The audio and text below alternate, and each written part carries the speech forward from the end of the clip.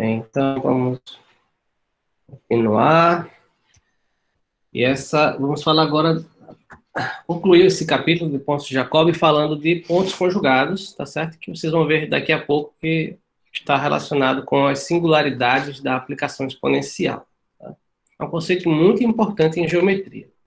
O que são pontos conjugados? Pontos conjugados, eles surgem como zeros consecutivos de campos de Jacobi não nulos, certo? Ou seja, mais precisamente, né? Lembre, campos de Jacobi estão definidos ao longo de geodésicas. Então, considere uma geodésica, uma variedade riemanniana. Então, eu digo dois pontos ao longo dessa geodésica, né? Por exemplo, gama de zero e gama de T0 são pontos conjugados, como eu disse. Se existe um campo de Jacobi não identicamente nulo, é o que isso aqui significa, que se anula nesses dois pontos. Nesse ponto e nesse ponto. Ok? Aí eu fiz aqui um desenho, né, mais ou menos, que seria um campo que se anula. Qual é a ideia aqui, né? Quando você tem um campo que se anula nos extremos, se você considerar a variação, esse campo gera uma variação da curva, certo? Então, como ele se anula, a variação ela vai manter esses pontos aqui fixos, tá certo? Essa é a ideia, assim, uma das consequências na verdade, isso é equivalente ao campo se anular nos extremos, se a variação que ele gera, tá? Todo campo gera uma variação, né? Se a variação que ele gera deixa os extremos fixos, como esse desenho aqui, mais ou menos, certo? Então, muito bem. E outro conceito aqui é a multiplicidade. Eu coloquei aqui dos pontos, dos pontos conjugados, tá? O que seria isso, né? Vou apagar aqui um dos pontos. A multiplicidade dos pontos conjugados é a quantidade de campos desse tipo que são linearmente independentes, certo? Ou seja, eu coloquei assim dos pontos porque é claro que se você tem um campo conjugado, né? É claro que essa definição ela é simétrica, entendeu? Ou seja, se gama de zero é conjugado a gama de T0, então gama de T0 é conjugado a gama de zero, né? Os pontos serem conjugados é uma propriedade simétrica, né? A existência do campo, né? Isso aqui não tem uma ordem especial, entenderam? E então a multiplicidade de um ponto ou dos pontos, tanto faz, é a mesma, é o número de campos linearmente dependentes que se anulam nos extremos, tá? A gente já sabe da teoria, né, que a dimensão dos campos de Jacobi ao longo de uma geodésica, sem nenhuma restrição, já é 2n, onde n é a dimensão da variedade, né? E a dimensão dos campos de Jacobi que se anulam em um ponto é n. Ou seja, em outras palavras, o conjunto dos campos de Jacobi, é claro que é um espaço vetorial, tá certo? Se você tem dois campos de Jacobi, você pode somar.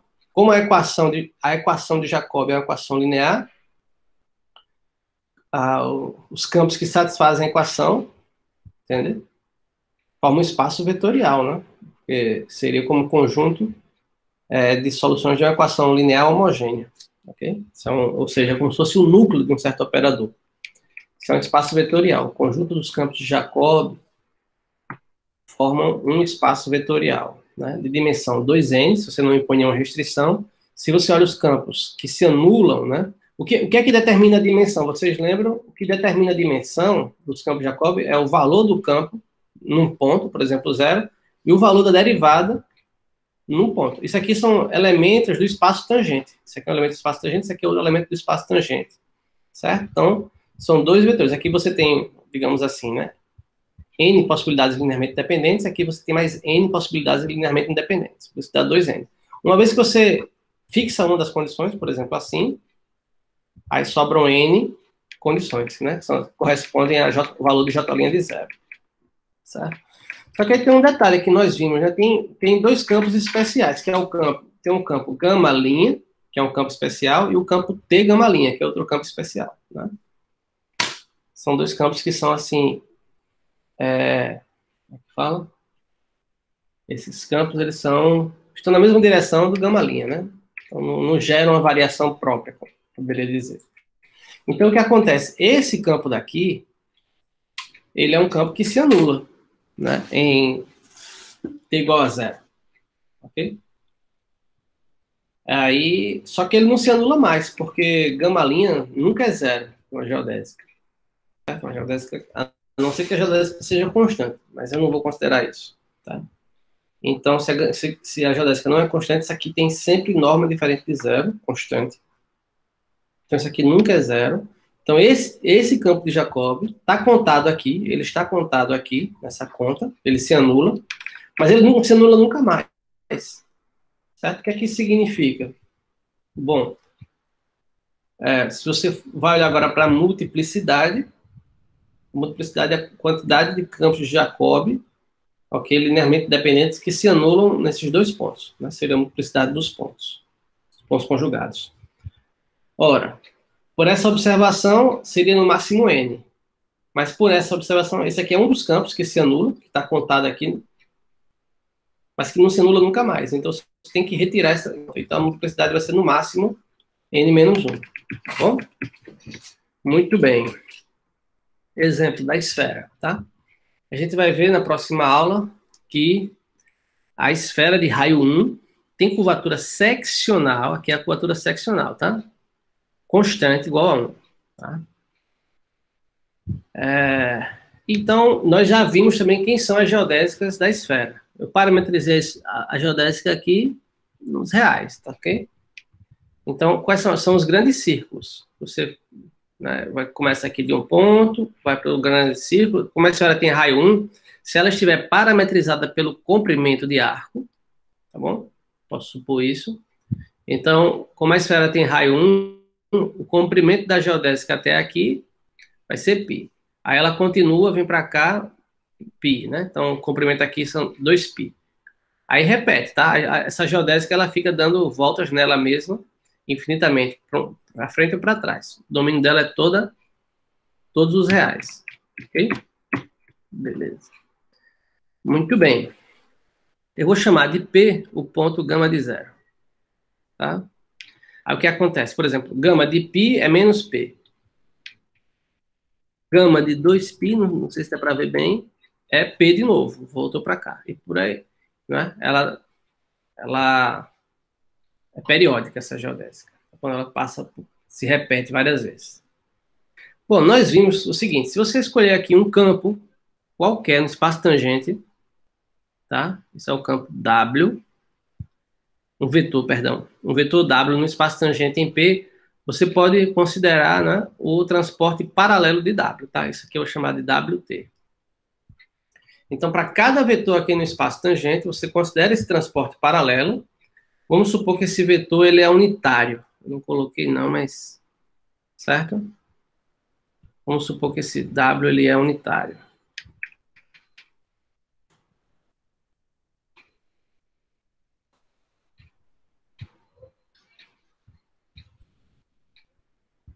Para cada T. Então, o fato da curvatura ser constante igual a 1, nós vimos na aula passada que seno de t, W de t, é um campo de Jacob, e esse campo, por causa da função seno, se anula em 0 e em π, tá certo? Então, existe um campo de Jacob que se anula em P e em menos P, tá certo? São esses dois pontos aqui. P e gama de π, que é P. Então, eles são pontos conjugados, ok? Mais ainda, para cada vetor aqui, você pode fazer essa construção, ok? Então, quando você escolher uma base, se você tomar uma base, né? Exceto tomar uma base aqui ortogonal ao vetor gama-linha, né? Então, o espaço aqui tem dimensão n, o conjunto dos vetores que são ortonormais e ortogonais a gama-linha, Quer dizer, o espaço ortogonal gama-linha tem dimensão n-1. E aí, nesse espaço ortogonal gama-linha, você escolhe uma base. Para cada vetor dessa base, você faz essa construção. Então, nesse caso, você tem exatamente n-1 campos de Jacobi linearmente independentes, né? E ortogonais gama-linha. Essa, portanto, a multiplicidade dos pontos conjugados na esfera é máxima. É n-1. Tá bom? Agora a gente faz a seguinte construção. Não fiz um desenho aqui não, mas agora a gente vai fazer o seguinte. Deixa eu ver como é que eu faço aqui. Bom, você vai considerar a sua variedade, fixa um ponto, tá bom? E aí a gente sabe o seguinte, que dado um ponto e um vetor, existe uma geodésica que parte desse ponto com essa direção. Então, para cada vetor, você considera uma geodésica. Para cada vetor, considera uma geodésica. Certo? Faz esse vetor variar no espaço tangente, você vai ter, né, todas as geodésicas partindo do ponto P. Então, para cada geodésica, você olha os eventuais pontos conjugados, tá certo? Para cada geodésica. Então, isso aqui vai dar um conjunto, digamos que seja assim, por exemplo. Tá? Então, isso aqui, fixado um ponto, você olha todos os pontos que são conjugados a ele, se existir, tá bom? Esse conjunto vai ser chamado de lugar dos pontos conjugados.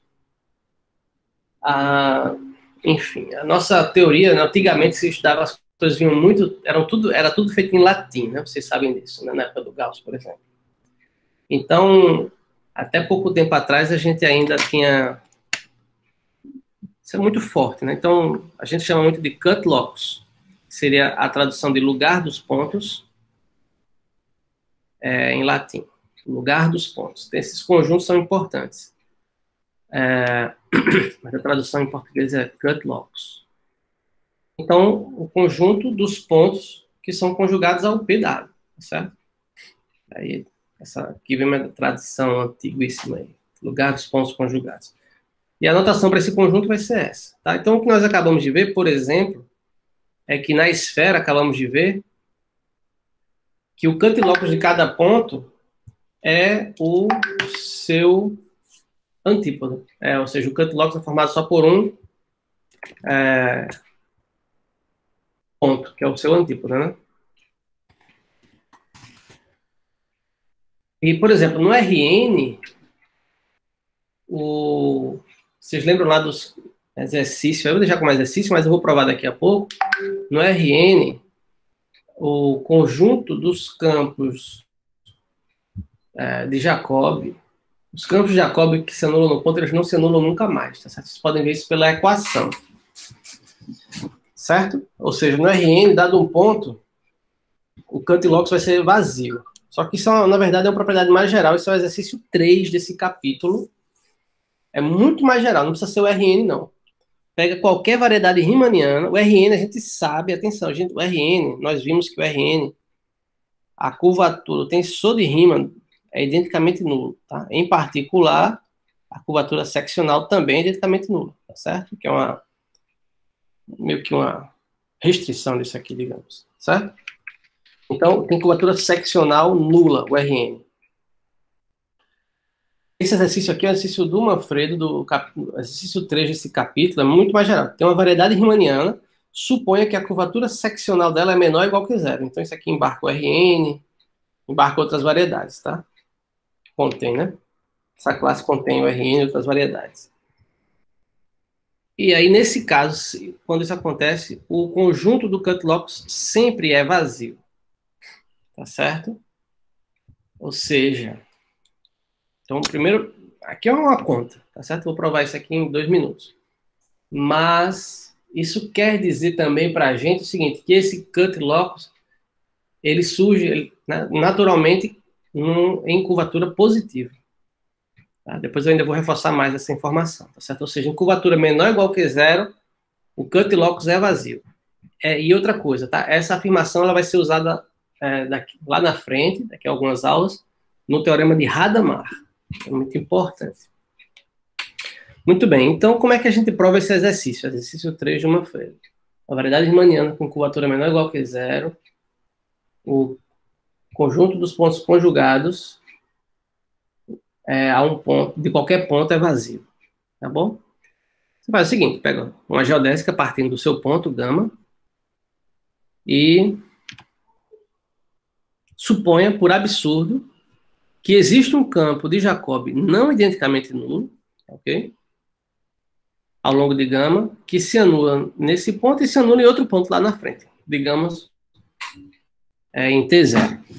Tá? Vamos supor, por absurdo, que existem dois pontos conjugados. Aí você faz o seguinte, você olha para... Depois vocês entendem como isso aqui não é mais ou menos natural, você fazer essa conta. Então você está olhando aqui o seguinte, a derivada covariante do campo de Jacobi, poderia chamar J', fica mais bonito, mais elegante. Interno com J. Vamos analisar essa função, tá certo? No final desse capítulo isso aparece novamente, a função importante. Muito bem, então quando você deriva essa função, estou derivando aqui, tá certo? A gente sabe que a derivada, né, ela vale aqui a regra do produto, mas a derivada que vai entrar novamente é a derivada covariante. Então vai ser a derivada aqui do primeiro, que é isso aqui, vezes o segundo, mais o primeiro vezes a derivada do segundo, que é ele próprio. Então, aí o que acontece? Como isso aqui é um campo de Jacobi, então a equação de Jacobi pode ser escrita dessa forma daqui. Na verdade, aqui tem um errinho, né? Deixa eu pensar. O que é que diz a equação de Jacobi? A equação de Jacobi diz o seguinte, que J, duas linhas, mais... Vou confirmar aqui. Foi? R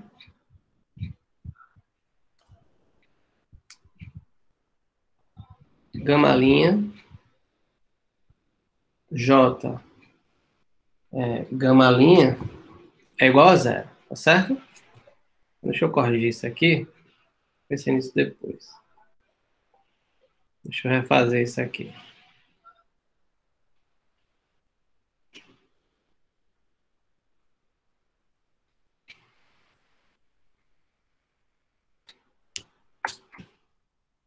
Então, quando você fizer aqui, o que é que você vai obter, né? Ah, mas estava certo ainda. Mas vai ficar mais elegante. Quando você substituir isso aqui pela equação de Jacobi, vai aparecer quem? Vai aparecer... Vou colocar o menos aqui fora, tá? Menos R gama linha J gama linha J. Ok? E esse termo daqui, que é um quadrado, né? É a norma... Vou colocar aqui de J', tá? J' é essa derivada, tá? Ao quadrado, certo? Agora, o que está aqui é igual a... Atenção, tá? É quase a curvatura seccional. O que é que está faltando para virar a curvatura seccional? Falta você dividir, né? Pela área, tá certo? Pela aquele produto, a área do paralelogramo. Então, isso aqui é igual a menos, tá certo? Vou colocar assim. Gama linha produto com J ao quadrado, vezes a curvatura seccional na direção de gama linha J, tá certo? Para ser preciso. Só, tá bom? Mais esse último termo aí.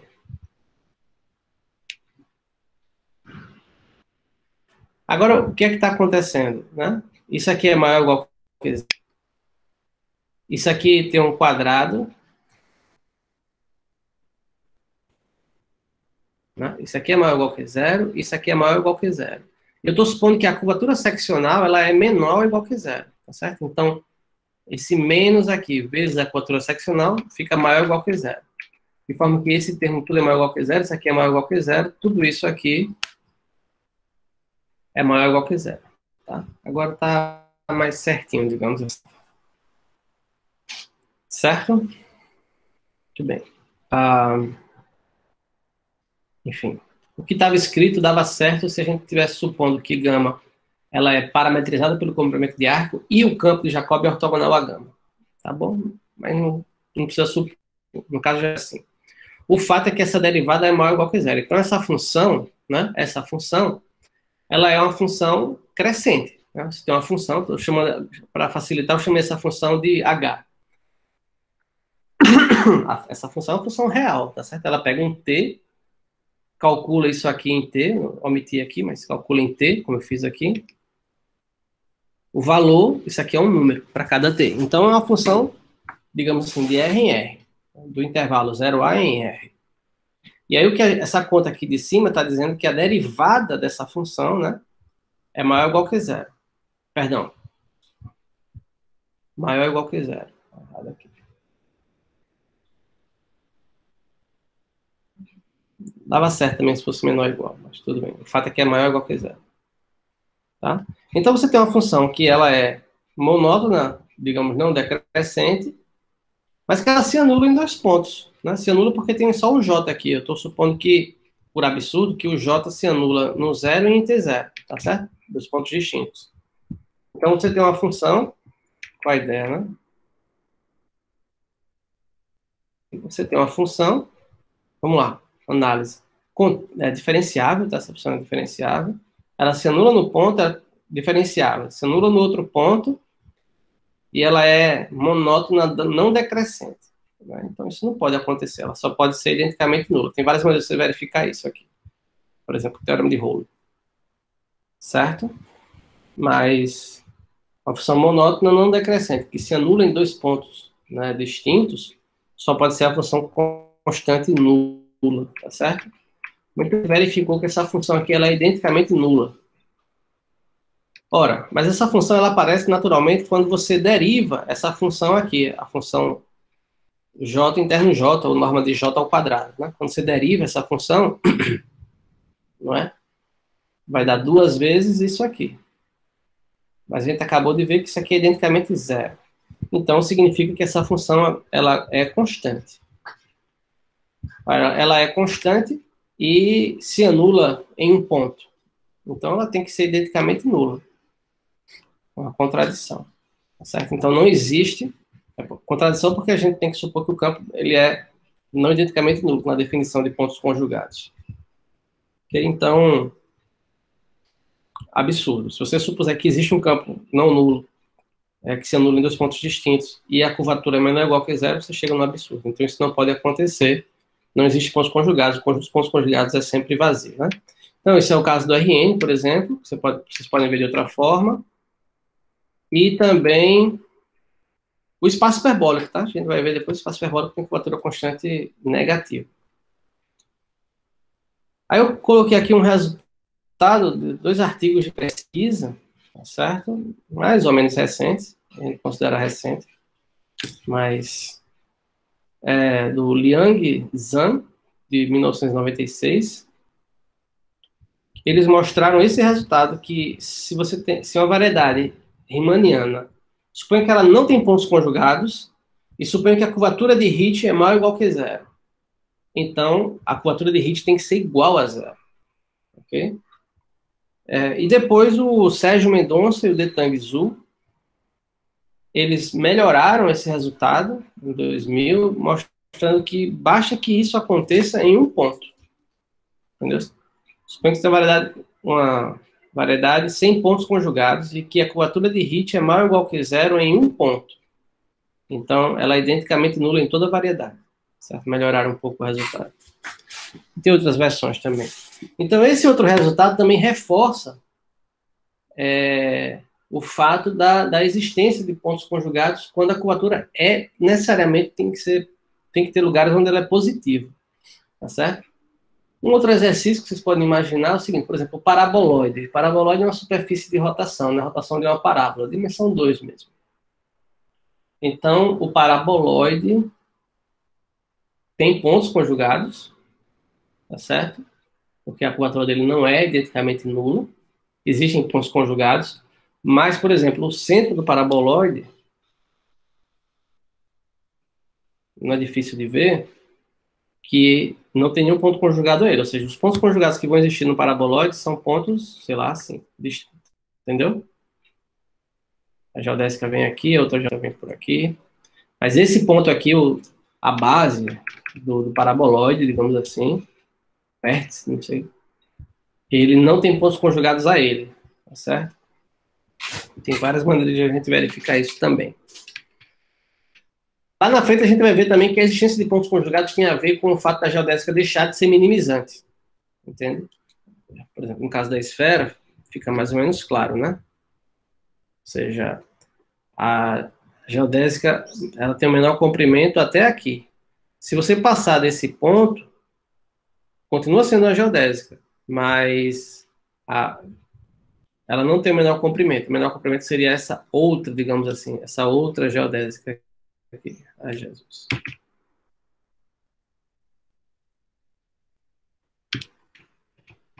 Entenderam? Geodésicas na esfera, elas minimizam o comprimento até o ponto antípoda. Até o ponto antípoda.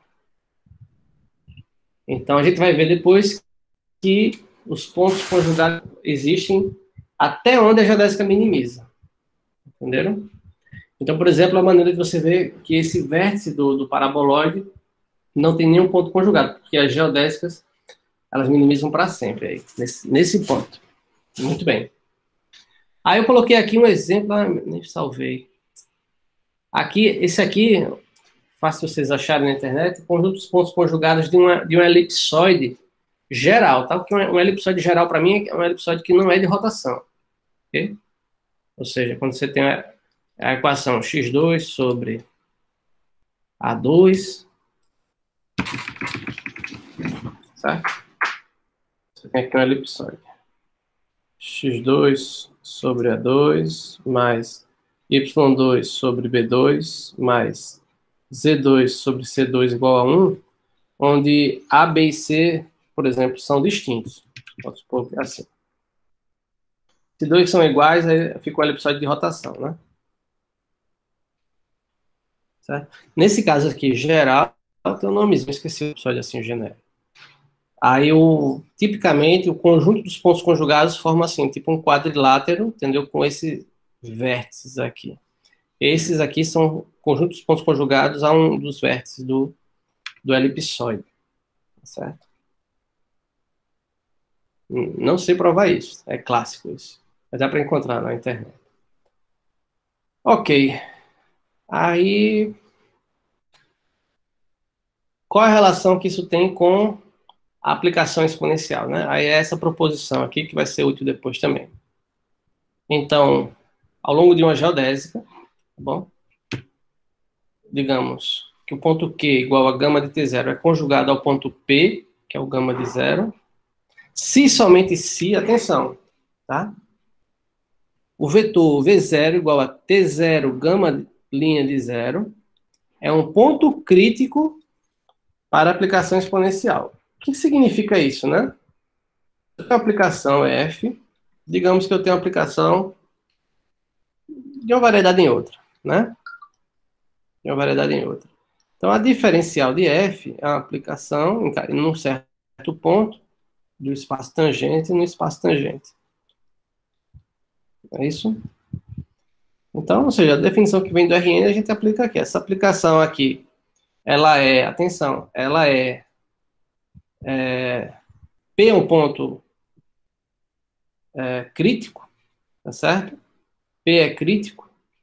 Se isso aqui, então, colocar aqui. P pertencente a M é um ponto crítico para F. Se isso aqui não é injetivo. Essa é a definição de ponto crítico para aplicações diferenciais ou diferenciáveis, certo? Que significa dizer que ela não é injetiva, portanto, né, uma das maneiras é você encontrar esse equivalente, né, dizer que o núcleo dela não é nulo, ou seja, isso significa dizer que existe, né,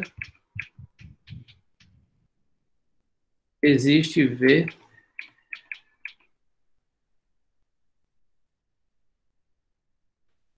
existe algum vetor no espaço tangente diferente de zero, tal que a diferencial ele é não nulo, mas a derivada dele é, tá certo? como é linear, né? A injetividade pode ser dada dessa forma daqui. Muito bem. Então é nesse sentido, tá certo? A gente vai ver que isso é imediato, na verdade. E mais ainda, tá? A multiplicidade do ponto conjugado. O ponto Q é conjugado se somente se esse vetor é um ponto crítico da exponencial. Tá certo? Vai ficar claro já na demonstração. Mais ainda, a multiplicidade é justamente a dimensão do núcleo da derivada dessa aplicação. Né? Como é que a gente verifica isso? Se considera um campo de Jacobi que se anula em zero. Ok? Aí vamos. Então, então eu tenho a geodésica, está lá, gama. Tem o meu campo de Jacobi, que é zero aqui, mas depois ele não é mais zero. Tá bom? Então, nesse ponto aqui, eu tenho dois vetores. Eu tenho o vetor V, que é o gama' de zero, e eu tenho o vetor W, atenção, que é o J' de zero. Tá? Que eu estou supondo que é não nulo, né? Porque se o J' de zero for, vocês sabem que, também vimos na aula passada, os campos de Jacobi que se anulam no ponto são determinados pelo valor dele, pela derivada dele no ponto. Entendeu? Então, se essa derivada for zero, o campo de Jacobi vai ser identicamente nulo. É o único que existe. Então, é isso que eu estou supondo. Esse aqui também não é nulo. Nem esse aqui é nulo, certo? Nem V nem W são nulos. São dois vetores que moram no espaço tangente. Aí sim, pronto, já estou usando aqui. Esse então, é o resultado da aula passada. Campos que se anulam num ponto, eles são dados dessa forma, onde esse W aqui é a derivada dele no ponto zero. Tá? Isso foi visto na aula passada. Todos os campos de Jacobi que se anulam no ponto zero, por exemplo, são dados dessa forma. Tá certo? Por unicidade.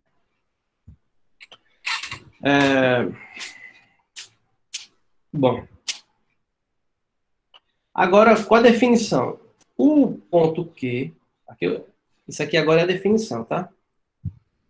Ele é conjugado ao P, se somente se esse campo, tá? Ele se anula em T0. Mas o que é J de T0? J de T0 é só colocar aqui T0, tá certo? Então, mas se isso aqui acontece, isso aqui é só a definição. Por quê? Porque o campo já é dado pela derivada da exponencial. Tá? A única diferença é porque a minha aplicação é essa daqui, que seria a minha F aqui em cima, tá bom? Nesse desenho. O meu M aí seria o espaço tangente. Né? Minha aplicação é a aplicação exponencial. Então, a derivada da aplicação neste ponto. Tá? Então, quando você aplicar em T0, vai dar isso aqui. Ora, então o que é que isso está dizendo? Isso está dizendo que, né, como isso aqui é não nulo, está escrito aqui, ó, isso aqui é não nulo, tá?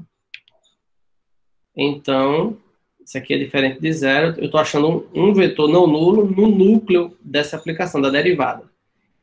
Então, isso significa que este ponto onde eu estou derivando é um ponto crítico, tá? Então, morreu a proposição. Ele é ponto conjugado se somente isso aqui é ponto crítico da aplicação exponencial, tá? E daí segue também a segunda parte, né? Que é a quantidade de campos dessa forma, os campos são todos determinados por esse vetor aqui. Tá certo? Então, a quantidade de vetores onde isso aqui é nulo, mas isso aqui é, ou seja, como é linear, isso aqui é um escalar, tá certo? Esse T0 ele sai, certo? Então, a quantidade de campos é determinada pela quantidade de vetores que estão no núcleo da derivada da aplicação exponencial. Então, a quantidade de campos é a dimensão do núcleo, diretamente. Ok? Segue aí a segunda parte. Então, tem essa relação muito importante entre pontos conjugados e pontos críticos da aplicação exponencial. Isso vai ser usado depois.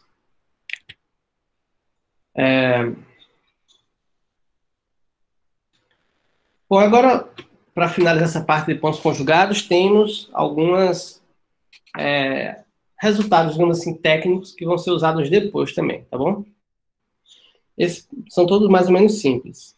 Esse primeiro resultado aqui, né, essa proposição, ela fala que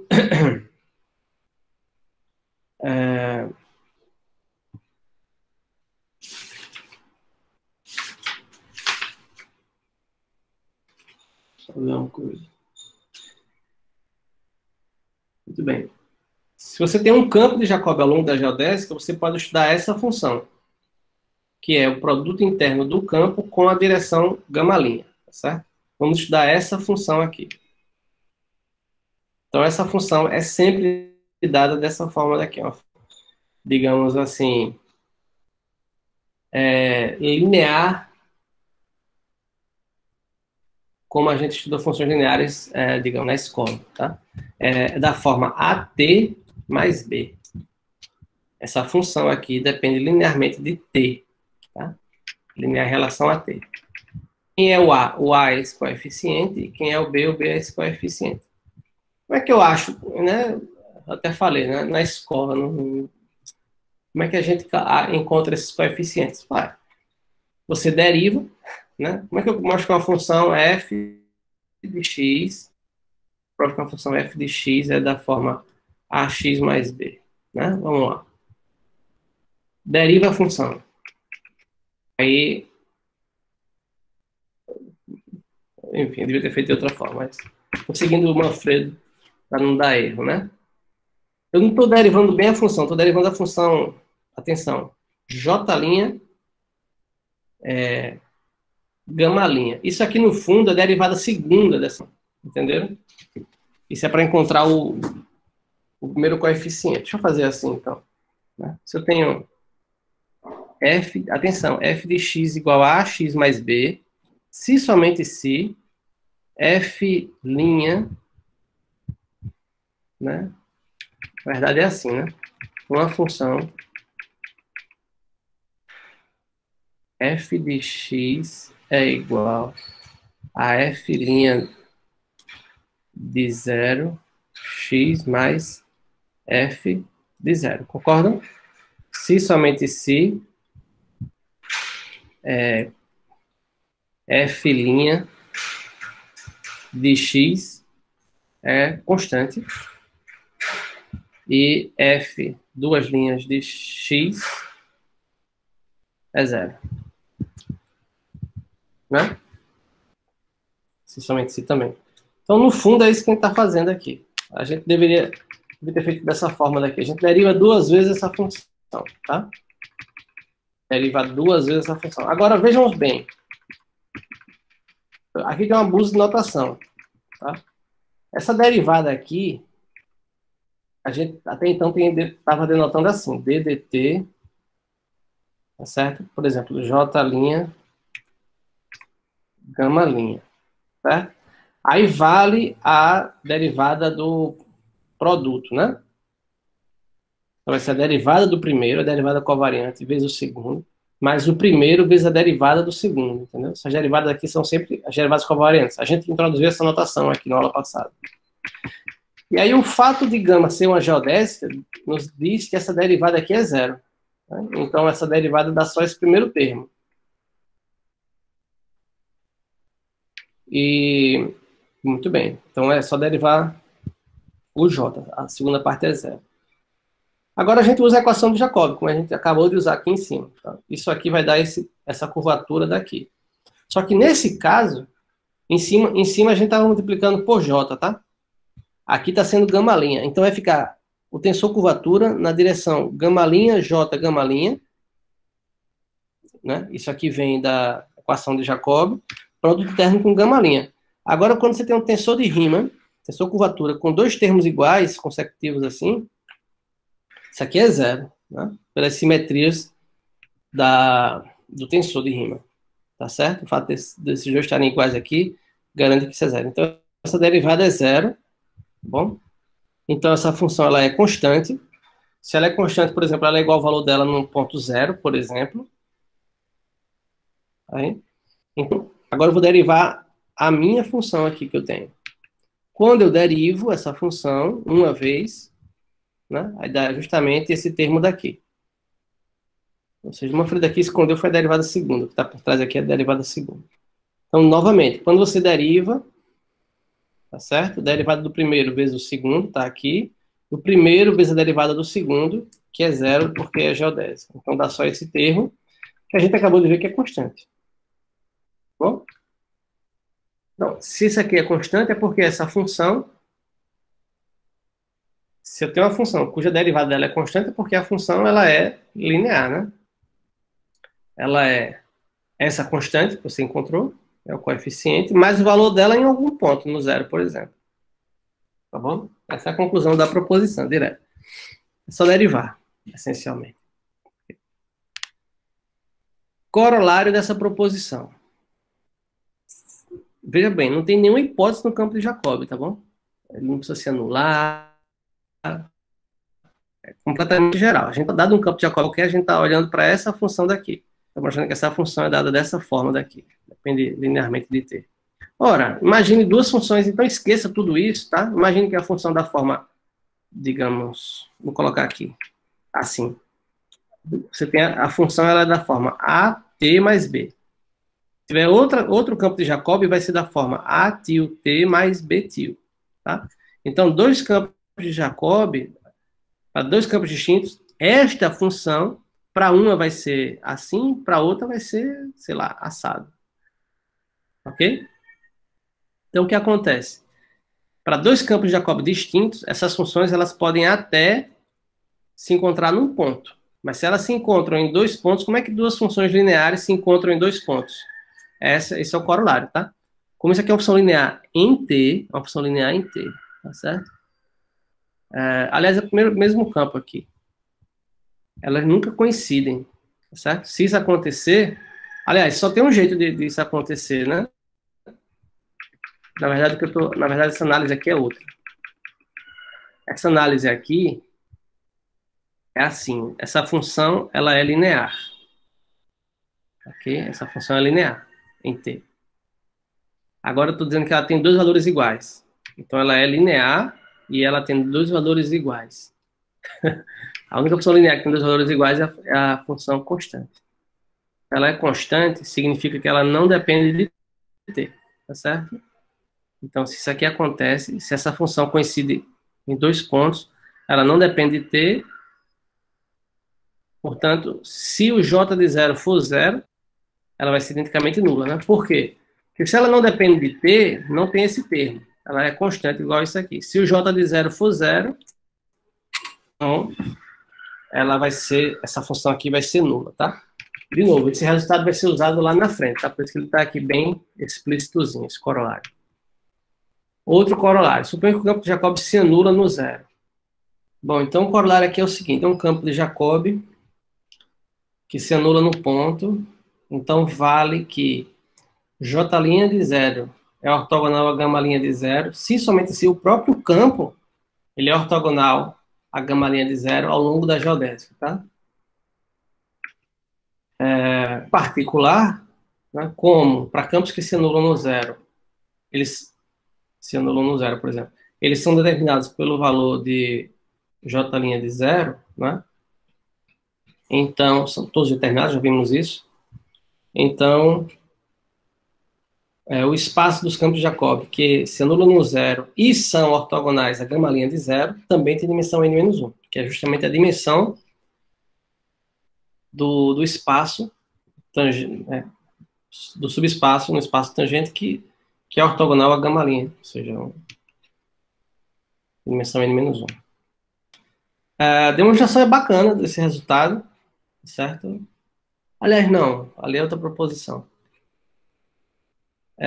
Isso aqui segue dessa proposição aqui, né? Porque, agora, se j de zero é zero, essa função aqui, atenção, a função j interno gama' é da só aqui. Então, segue imediatamente o corolário. Vocês concordam? Isso aqui vai ser isso aqui vezes t. Então, isso aqui é zero, somente isso aqui foi identicamente zero. Tá? Então, o corolário é imediato da proposição. Esqueci de fechar minha câmera. Muito bem. Agora, essa outra proposição é muito legal também. Considera uma geodésica, certo? E aí você fixa, né? Dois pontos na geodésica, por exemplo, o zero e o A, eles não são especiais, tá? E aí, no espaço tangente em gama de zero, você escolhe um vetor, V1. No espaço tangente em gama de A, você escolhe um vetor V2. Certo? Tem uma geodésica aqui, pegou um vetor V1 aqui e um vetor V2 aqui. Então, se esses dois pontos não são conjugados, existe um único campo de Jacobi que em zero vale V1 e em A vale V2. A demonstração é bacana, bonita. A demonstração você faz o seguinte, você considera o conjunto dos campos J, tá? É o espaço, é o conjunto dos campos de Jacobi ao longo de gama que se anulam no zero. Só isso. Tá bom? Esse espaço é um espaço vetorial de dimensão n. A gente já sabe disso. Foi dito e repetido. Então, você considera a seguinte aplicação L, que vai desse espaço, num espaço tangente a M em gama de A. Tá? Ela vai pegar um campo de Jacobi e simplesmente avalia esse campo de Jacobi em A. Esse aqui é um elemento do espaço tangente, né? por definição. Tá certo? O que acontece? A primeira observação é que essa aplicação ela é linear. Né? Se você tomar J1 mais J2, você J1 de A mais J2 de A, diretamente linear. Ok? Ou vezes uma constante. A gente passa pela dimensão finita, essa aplicação é linear. Esses dois espaços têm a mesma dimensão. Esse aqui tem dimensão n, e esse aqui tem dimensão n também. Okay? Como gama de A não é conjugado, então essa aplicação ela é injetiva. Por quê? Porque, por exemplo, já usamos isso hoje, né? Para aplicações lineares, a injetividade, né, ela é dada em termos, por exemplo, do núcleo da aplicação. Né? Então, o fato de gama não ser conjugado, isso significa que isso aqui nunca é nulo se o J não é nulo. Entenderam? Ou seja, isso significa exatamente a injetividade. Ou, em outras palavras, né? Se isso aqui for zero, se L de J for zero, a única chance é que o J seja identicamente nulo. Tá? Isso, são duas maneiras de você ver, de dizer que o ponto gama de A não é conjugado a gama de zero. Tá? Então, isso, para esse operador, significa exatamente a injetividade. Ora, aplicação linear injetiva, espaços de mesma dimensão, a gente sabe que isso aqui é um isomorfismo, tá? É um isomorfismo, é uma bijação linear. Ora, se é um isomorfismo, em particular, é sobrejetivo. Né? Ou seja, dado qualquer elemento aqui, digamos V2, existe um único campo de Jacobi aqui, tal que L desse campo é V2. Ora, o campo de Jacobi aqui, o conjunto, ele se anula. Dizer que L desse campo é V2 significa dizer que J1 de A é V2, tá? Então, ou seja, essa construção aqui simples, ela garante que, primeiro, existe um único campo de Jacobi que se anula no zero e que em A vale V2, e o V2 é dado, tá? Agora, vocês reparem que isso, aquela velha história, os pontos não são uma propriedade simétrica, entendeu? O gama de zero e o gama de A não são especiais.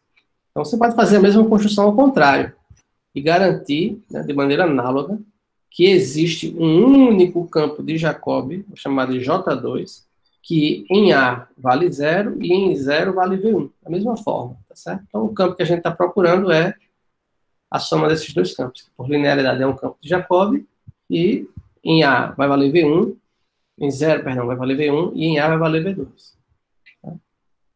Eu achei bonita essa demonstração. Corolário desse resultado, né, é que se você denota por JP o espaço dos campos de Jacobi, que se anulam no zero e são ortogonais, né, e J' de zero é ortogonal, a gama' de zero, né, se você tomar uma base desse espaço, né, então, se gama de T, por exemplo, não é conjugada a gama de zero, então esses vetores no ponto T formam uma base do espaço ortogonal a gama' de T. Aqui esse ponto é um ponto qualquer, tá certo? A gente pode aplicar como aqui também, como eu falei, o A não é especial, tá? Bom, então, novamente segue desse fato aqui, entendeu? Porque essa aplicação, como ela é um isomorfismo, como essa aplicação aqui ela é um isomorfismo, você restringe essa aplicação ao JPERP. O JPERP é um subespaço aqui, tá certo? Tem dimensão n-1, é um subespaço vetorial. Tá bom? Então, a aplicação ela vai continuar sendo um isomorfismo no espaço restrito, né? E quem é a imagem desse espaço? Entenderam?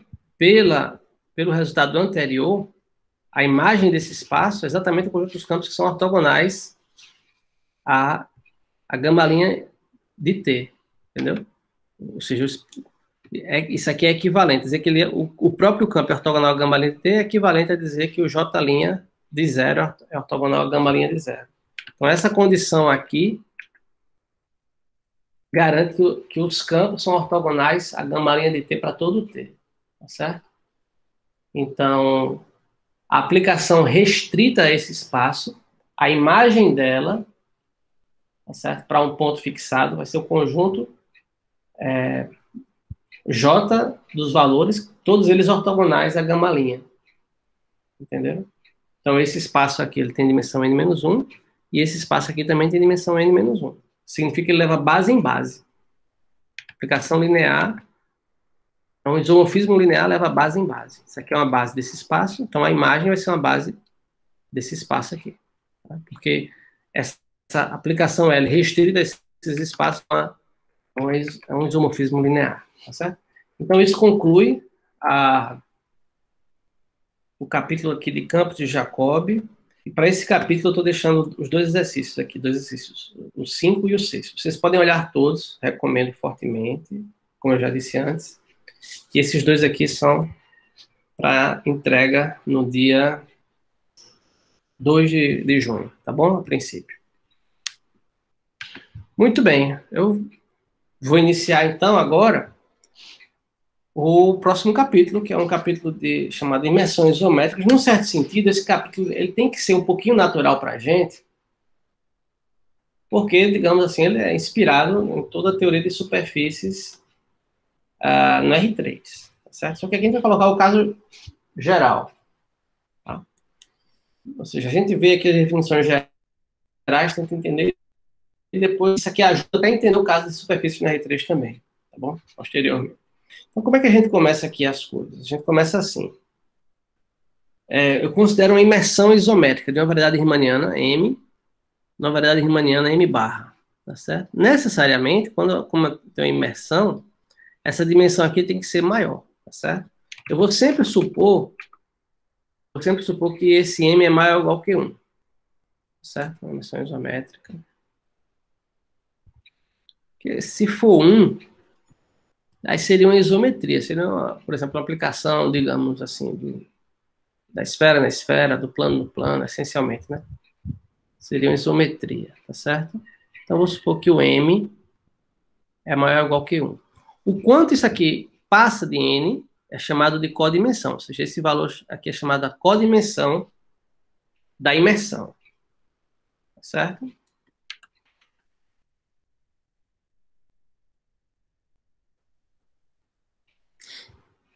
Muito bem. O fato, então, sem imersão significa dizer que a diferencial é injetiva. Okay? E ser uma imersão isométrica significa que essa aplicação ela preserva a métrica. Então, aqui, né, a gente já viu essa definição antes. E isso aqui representa a métrica em M barra. Isso aqui representa a métrica em M. Tá certo? Então, você pega dois vetores aqui. Pega dois vetores em M, tangentes em M, U e V, por exemplo.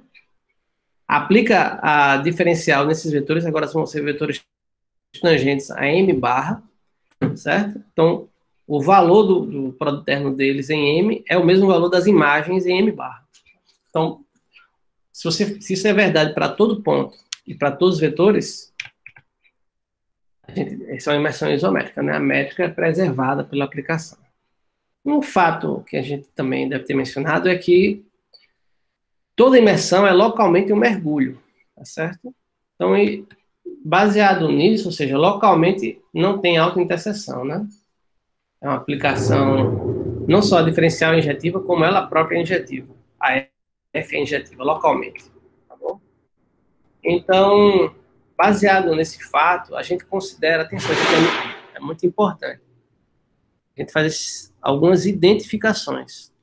Tá? Quando a gente tem uma imersão isométrica, você tem uma certa variedade, tem duas variedades, certo? E tem uma aplicação que leva uma na outra. Mas não é assim que a gente trabalha normalmente, certo? Não é assim. A gente trabalha imaginando que uma está contida na outra. De que forma?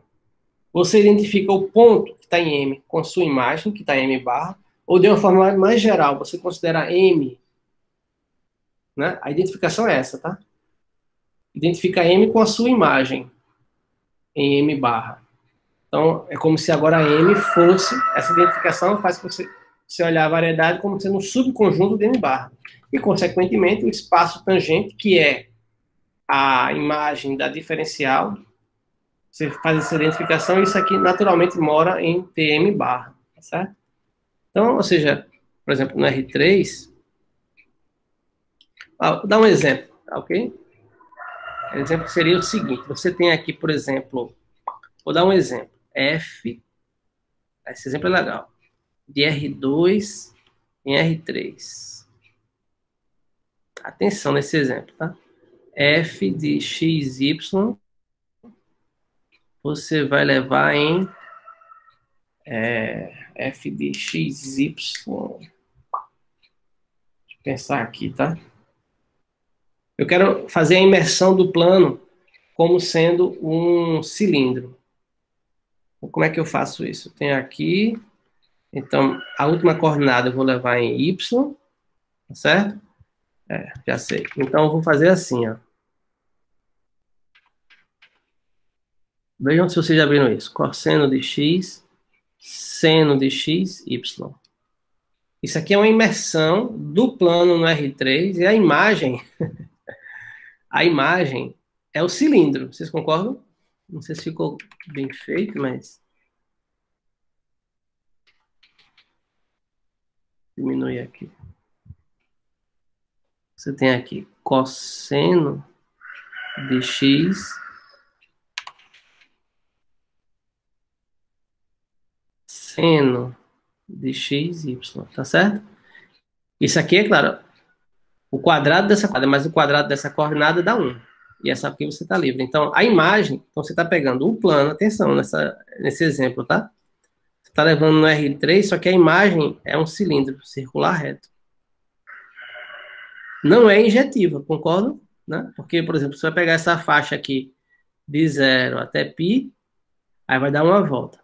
Depois vai dar outra volta, né? Então é como se estivesse enrolando o plano no cilindro infinitas vezes. No fundo, isso aqui é aquela imersão que a gente viu, né? da reta cobrindo o círculo, né? E a outra coordenada está independente. Então isso aqui vai fazer, isso aqui é o círculo, né? É o círculo S1, né? De raio 1 vezes R. Tá certo? Então, veja só, isso é uma identificação. Tá certo? Nesse caso aqui, essa aplicação ela não é injetiva, mas é localmente injetiva. Se você pensar aqui no ponto, entenderam? Você pode, numa vizinhança pequenininha, tudo, a geometria local coincide. Intrínseca coincide. Vocês entenderam? Então, esse plano aqui, que coincide com o plano R2 todo, agora você vai identificar com o subespaço aqui do R2. É assim que a gente faz. Certo? Bom, uma vez que a gente tem essa situação, e é assim que a gente vai fazer, é importante pensar dessa forma, tá? Com essas identificações, né, você vai olhar o subespaço tangente, como sendo um subespaço do TM barra. Então, como você tem um produto terno, você pode considerar agora o espaço que é ortogonal, tá certo? Então, você tem esse espaço grande, tem um subespaço aqui de dimensão n, tem esse subespaço aqui que vai ter dimensão, esse aqui tem dimensão n mais m, né? Então, esse aqui tem dimensão n, que é a dimensão da variedade m, e esse aqui vai ter dimensão m. Ok? Considera essa decomposição aqui ortogonal, usando o produto interno. Outra coisa que a gente viu nos exercícios, né, é que, se você denota por nabla barra a conexão riemanniana de M barra, observe que as duas são variedades riemannianas. Cada uma tem a sua particular sua conexão, tá? Aí, só que quando a imersão é isométrica, nós vimos, no exercício, que a conexão de M é dada dessa forma. Ou seja, você pega dois vetores tangentes a M, certo? E aí você considera as extensões locais, chama de x barra e y barra. Isso foi um exercício lá atrás. Então, você considera agora esses vetores como vetores, essas extensões são extensões em M barra, tá certo? Você tem a sua variedade aqui, atenção. O desenho é assim, você tem a sua variedade em M, essa variedade ela está contida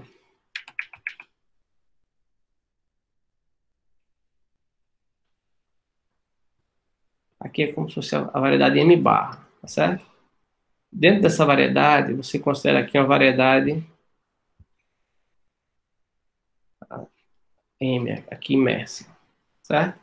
Então, agora, quando você considerar vetores aqui tangentes, o vetor x aqui tangente, então a gente quer considerar as extensões locais. Eu mencionei também que isso é possível fazer, tá? Aí aqui seria o x barra. Quem é x barra? X barra é um campo, tá? Em M barra, definido aqui numa vizinhança, num aberto, e que quando esse ponto está sobre M, conhecido como o seu campo X original, tá certo? Ou seja, o X, ele pode até ele tá aqui numa vizinhança de M. Tem um X aqui, tem um X aqui, aí você consegue estender localmente, tá? Para a variedade, para o ambiente, M barra. Eu já mencionei que como isso é feito, como isso pode ser feito, tá? Por exemplo, usando a forma local das imersões. Muito bem, então, foi um exercício mostrar o seguinte: se você considera extensões locais, então agora são vetores em M barra, tangentes em M barra, você pode calcular a derivada covariante usando a conexão riemanniana de M barra. Isso vai dar um vetor não necessariamente tangente. Aí você projeta tangencialmente, tá? Atenção. Num dado ponto P de M. Ok? O exercício foi mostrar o seguinte. Primeiro, que isso aqui não depende das extensões escolhidas. Tá? E segundo, que isso aqui satisfaz todas as propriedades da conexão riemanniana. Né? É uma derivação, ela ou seja, é uma conexão afim, compatível com a métrica e vale a simetria. Como a conexão é única, então essa é a conexão original de M. Tá certo? Então essa igualdade aqui ela é fundamental, certo? Para a teoria toda, para a teoria das imersões isométricas. Tudo parte dessa igualdade aqui. Como é que você reobtém, vamos explicar isso bem, a conexão riemanniana de M como uma imersão de M barra. Tá certo? Grosso modo, isso aqui você faz... Como não depende das imersões, é como se você, de alguma forma, você consegue derivar esses dois vetores aqui, y em relação a x, você consegue derivar olhando a derivada do ambiente. Quando você faz essa conta, esse vetor eventualmente não é mais tangente. Tá certo? Então você projeta ele no espaço tangente. O resultado é a conexão original. Tá? Então isso é fundamental. A partir disso, ou seja, se você pegar dois vetores tangentes a M, derivar usando a conexão do ambiente, uma parte tangente da conexão de M, o que é que sobra? Entenderam? Ou seja, quando você faz essa conta, cadê? Não está aqui não, eu devia ter feito. Então, quando você calcular, né? Eu vou escrever sem a barra por enquanto. Pego o y, x, e vou derivar em relação à conexão do ambiente, tá? Deveria ter as extensões aqui, mas não precisa. Então, o que eu estou dizendo aqui é que você tem aqui a parte tangente, isso aqui é um vetor no espaço, em M barra, tá? A parte tangente é a própria conexão, tá? Então, vai ter uma parte aqui que é a parte normal. Entendeu? Isso aqui é que... Isso aqui é a geometria intrínseca de M, tá? Mas isso aqui não. Isso aqui agora, como tem essa parte normal, depende fundamentalmente da maneira como você fez a imersão. Como é que você colocou a M dentro da M barra. Entendeu? Essa maneira que você colocou é que determina a parte normal. A parte normal, ela depende demais da imersão. Entenderam? Então, o estudo dessa parte normal, ou seja, a parte tangente é a conexão intrínseca de M. A parte normal depende da imersão. Então, é o estudo desse termo daqui que nos leva à teoria das imersões isométricas, certo? A geometria das imersões isométricas. Como é que a imersão interfere na geometria? Deixa eu explicar isso voltando no meu exemplo do cilindro. Entenderam? Eu posso pegar o plano, o R2, entendeu? Eu posso considerar o R2 dentro do R3, fazer imersão no R3, de várias formas. Por exemplo, como o próprio plano, um plano aqui, como um cilindro, vocês acabaram de ver, imersão isométrica. Eu posso fazer também um cilindro sobre uma parábola. É fácil ver que isso aqui também dá uma imersão isométrica. Todos esses aqui são localmente isométricos ao plano, tá certo? Por exemplo, pelo teorema Gresham de Gauss, como a curvatura ela é um objeto intrínseco, o plano, o cilindro, essa calha aqui, um cilindro sobre uma parábola, um cilindro sobre uma curva em geral, entenderam? Um cilindro sobre uma curva em geral são todos isométricos ao plano, são imersões distintas do plano, tá? Agora, vocês são, ou seja, a geometria intrínseca é a mesma, são todos de curvatura gaussiana zero. A geometria intrínseca é a mesma, que depende só disso aqui. Só com isso aqui a gente sabe, só com a conexão riemanniana a gente consegue calcular a curvatura seccional, tá certo? Então, o plano tem curvatura seccional zero, todos esses aqui também têm. Porque são imersões isométricas do plano, tá? Mas essa parte aqui é diferente deles. A parte normal é diferente, tá certo?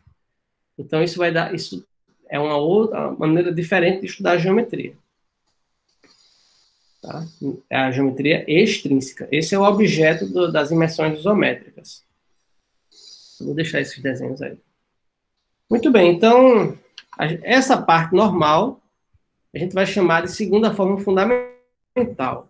Certo? Então, a segunda forma fundamental é simples. Você pega dois vetores tangentes, atenção, x e y são tangentes a M, e aí você olha a parte normal, ou seja, você pega tudo menos a parte tangente, que agora a gente sabe que isso aqui é a parte tangente, tá? Vocês devem verificar isso, o Manfredo faz isso aí com calma, que isso aqui não depende das extensões que você escolhe, né? Para você escrever, você precisa das extensões, né? Mas, novamente, isso não depende das extensões que você toma. E, bom, questão aqui de notação, eu vou denotar por... A gente sempre denotou assim, né? Esse aqui é o conjunto que, tá? Essa letra aqui, o conjunto dos campos de vetores, tá certo? Que de U, por exemplo, se U é um aberto, o conjunto dos campos de vetores em U.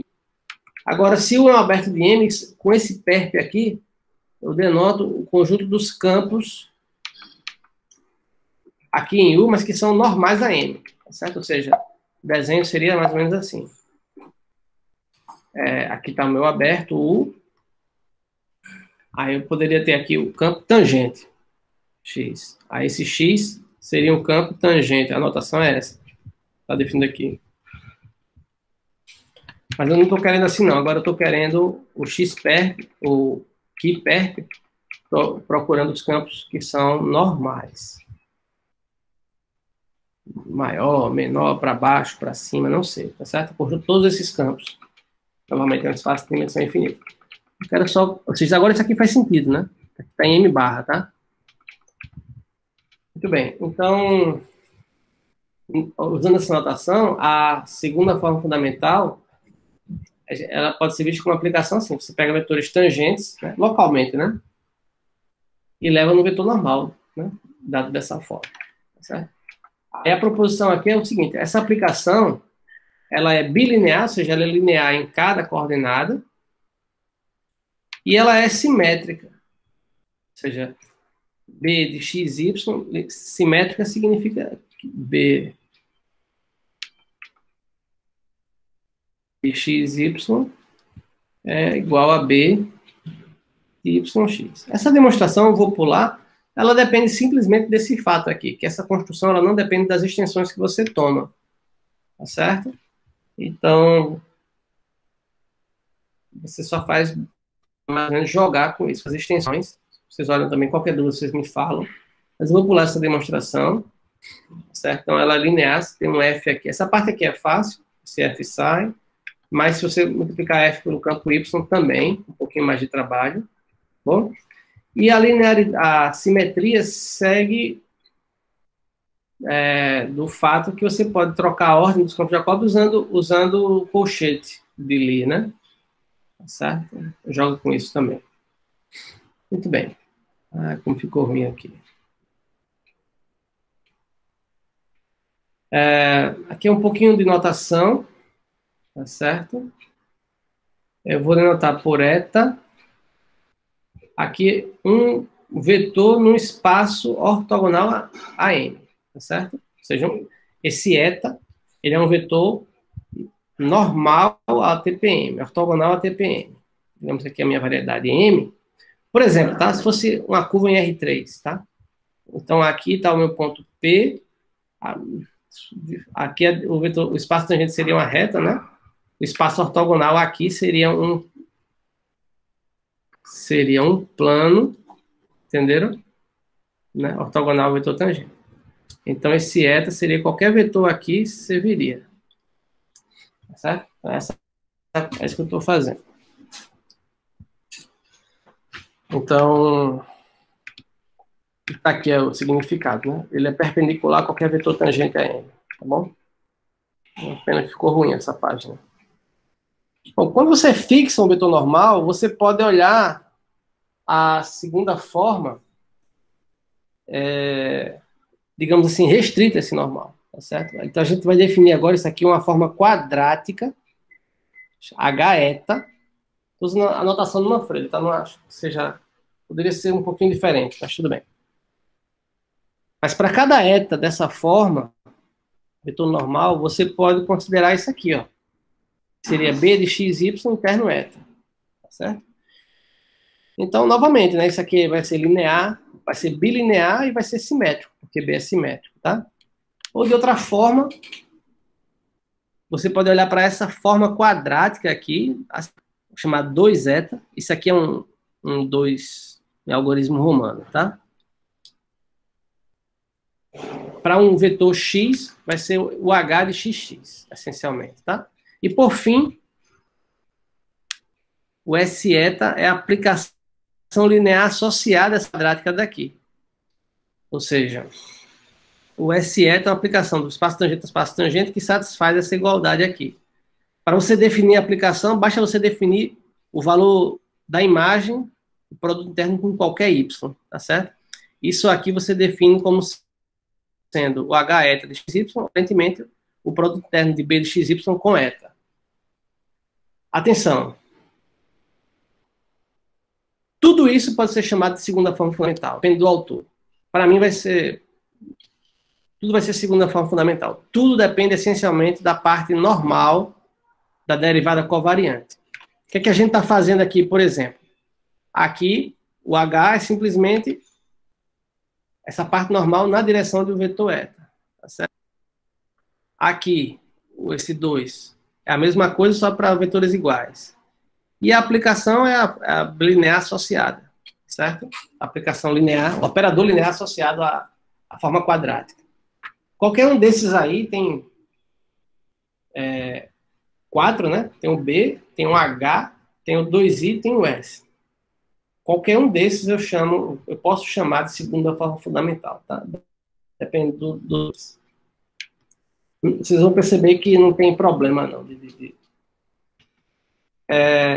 Essa proposição aqui, que é bastante interessante, isso remonta um pouco aí do curso, da parte do curso de geometria das superfícies, no R3, entendeu? Se você considera agora N uma extensão local do campo eta, atenção, eta é um vetor só normal num ponto, tá?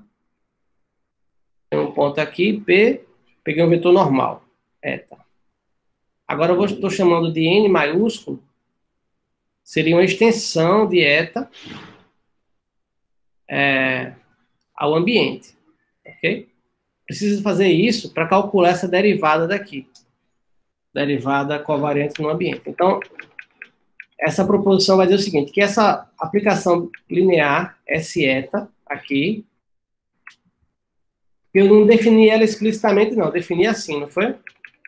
Muito bem. Aqui está a forma explícita dela, tá? Ela é dada dessa forma daqui. Você deriva o vetor normal em relação a x, toma a parte tangente, né, porque tem que morar aqui no final, e o sinal menos. Ok? A demonstração também é rápida. Né? Você basicamente só usa a definição. Porque você calcula S eta de x interno y, né? A gente acabou de ver a definição, é essa. Mas quem é B? B é isso aqui. Agora, N é uma extensão normal. Tá certo? Então, isso aqui é tangente, isso aqui é normal. Então, se eu fizer isso aqui no ponto P, certo? Então, esse produto terno aqui é linear, né? Vai ser o N com isso. O N com essa parte vai dar zero. Tá? N é normal e isso aqui é tangente. Então, vai sobrar só o N com isso aqui.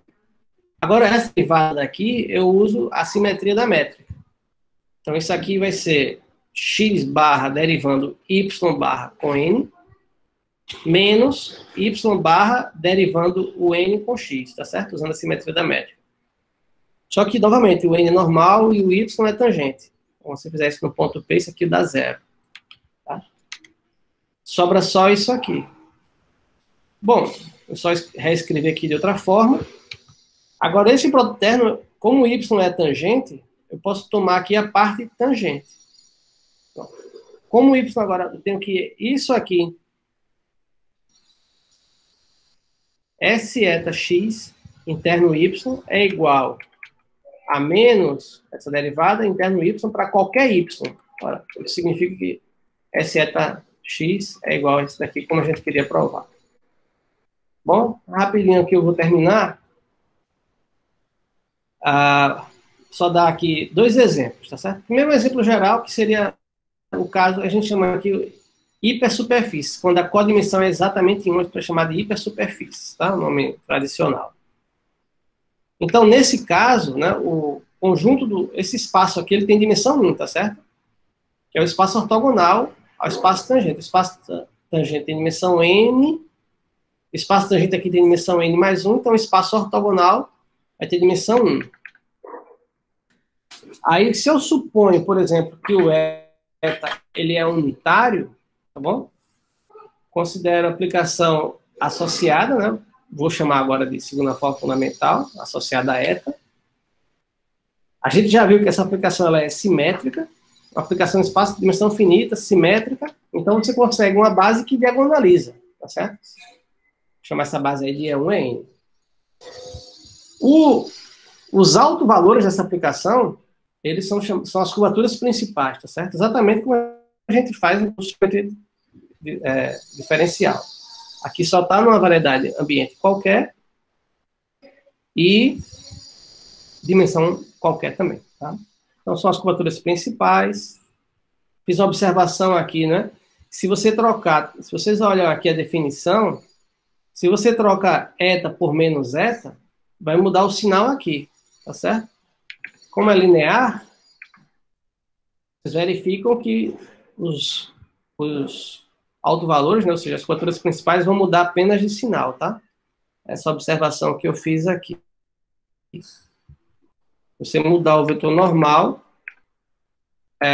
os autovalores mudam. Se você mudar o sinal do vetor normal, os autovalores mudam de sinal. Autovetores são as chamadas direções principais, tá certo? Aí a gente vai, eventualmente, vocês vão ver isso aqui, é HN, tá? Com HE. Aqui já é outra coisa, aqui é a curvatura. Esse HNP vai ser o determinante dessa aplicação linear, ou seja, em termos dos autovalores, é o produto dos autovalores. Isso é chamado de curvatura de Gauss-Kronecker. E o H sem nada é o traço dividido por N, é o traço do operador dividido por N, é a chamada curvatura média, tá? Isso é muito importante. Bom, a gente pode considerar também curvaturas simétricas intermediárias.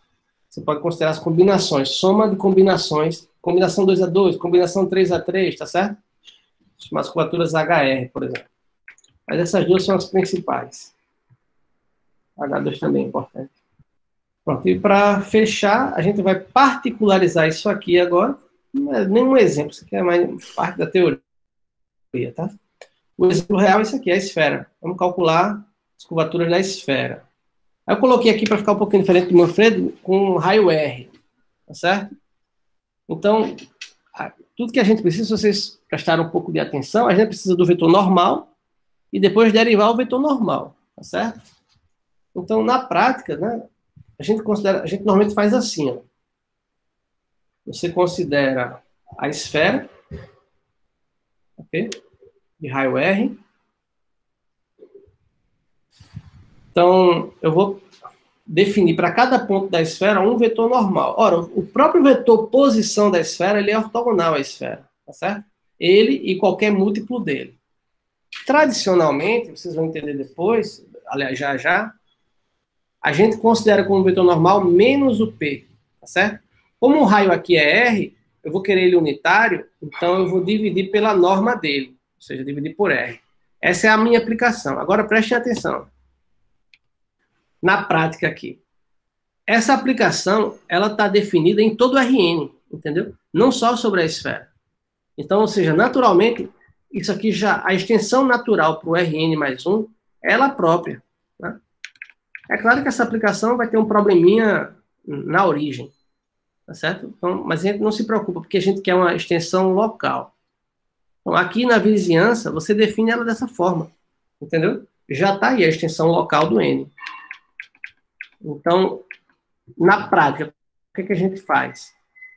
Essa aplicação aqui, quando eu vou calcular a derivada dela, né? Lembre que a derivada, a conexão aqui no ambiente, é a derivada tradicional. Então, eu vou olhar isso aqui como aplicação do RN no RN e vou derivar normalmente. Como é uma aplicação linear, tá certo? Eu só estou pegando o P e estou multiplicando por uma constante, 1 sobre R. A gente sabe que a derivada da aplicação linear é ela própria.